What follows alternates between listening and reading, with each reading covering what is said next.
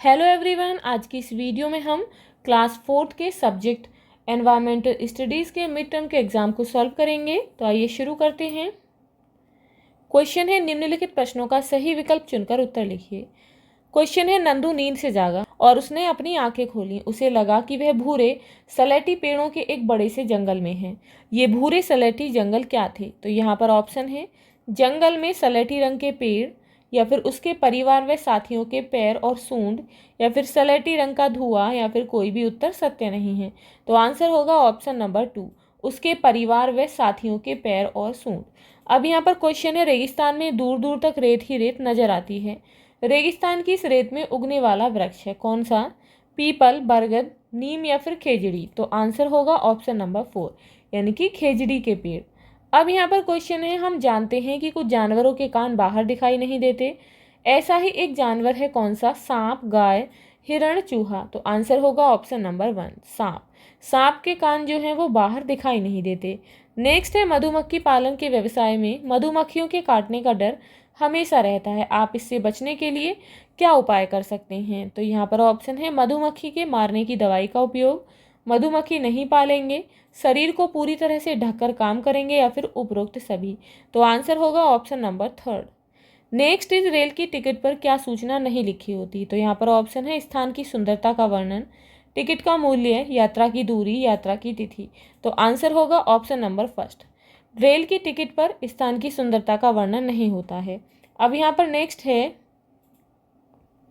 Trolley it means लकड़ी से बना झूला, घिरनी जिसे पुली कहते हैं की मदद से दोनों ओर बंधी हुई एक रस्सी पर सरकती है। स्कूल जाने के लिए इस प्रकार की ट्रॉली का प्रयोग किस क्षेत्र में किया जाता है? तो यहाँ पर ऑप्शन है पहाड़ी क्षेत्र में, मैदानी क्षेत्र में, रेगिस्तान में, या फिर कहीं भी नहीं। तो आंसर होगा ऑप्शन नंबर 1, इट मीन्स पहाड़ी क्षेत्र में।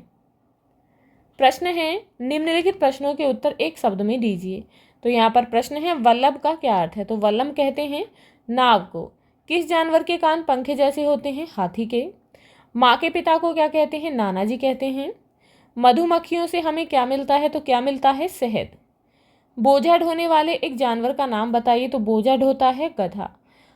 आपके घर में पूजा किए जाने वाले पौधे का नाम बताइए। तो हमारे घर में पूजा होती है तुलसी की, आपके घर में जिस पौधे की होती है उसका नाम लिखेंगे। अब यहाँ पर प्रश्न है, मिलान कीजिए। शुतुरमुर्ग सबसे बड़ा अंडा देता है, इसके साथ मैच करेंगे। रेशम का कीड़ा रेशम देता है। लीची के फूल, तो लीची के फूल से मधुमक्खी शहद इकट्ठा करती हैं, तो इसके साथ मैच करेंगे। अब प्रश्न है, चित्र को ध्यानपूर्वक देखकर दिए गए स्थान पर संबंधित व्यवसाय का नाम लिखिए। कोई 3 आपको लिखने हैं।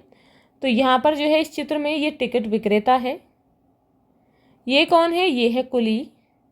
ये यहाँ पर सफाई कर्मचारी है। ये है यहाँ पर टिकट चेकर, ये है रेलवे पुलिस, और ये है ड्राइवर, और यहाँ पर ये है गार्ड। तो ये सभी रेलवे स्टेशन पर होते हैं। तो यहाँ पर लिख देंगे कुली, नंबर 2 पर है गार्ड, नंबर 3 पर कौन है? ड्राइवर, नंबर 4 पर है टिकट चेकर, उसके बाद नंबर 5 पर है रेलवे पुलिस, उसके बाद है नंबर 6 पर सफाई कर्मचारी, और नंबर 7 पर है टिकट विक्रेता। अब यहाँ पर क्वेश्चन है, नीचे दिए गए कथनों को ध्यानपूर्वक पढ़िए तथा सही व गलत का निशान लगाइए। मलयालम में माँ की बड़ी बहन को वलियम्मा कहते हैं, तो बिल्कुल सही है। जब ट्रेन सुरंग से निकलती है तब ट्रेन के अंदर की बत्तियां जल जाती हैं, तो बिल्कुल सही है।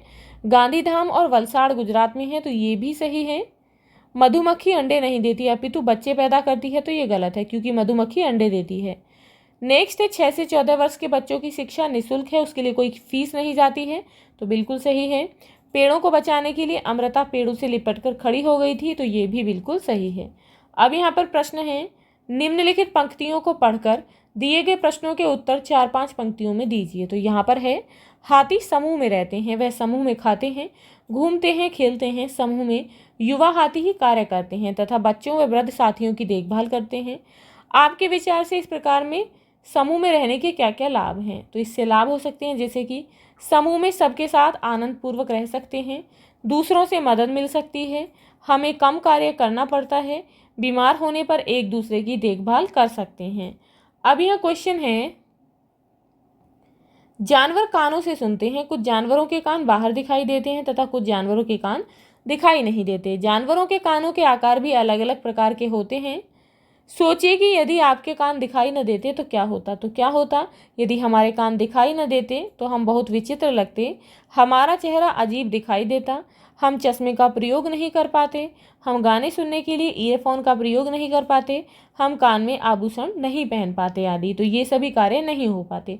तो आप इसे इस तरीके से कंप्लीट करेंगे। If you like this video, please like and share, and if you are new on this channel, please subscribe the channel. Thank you.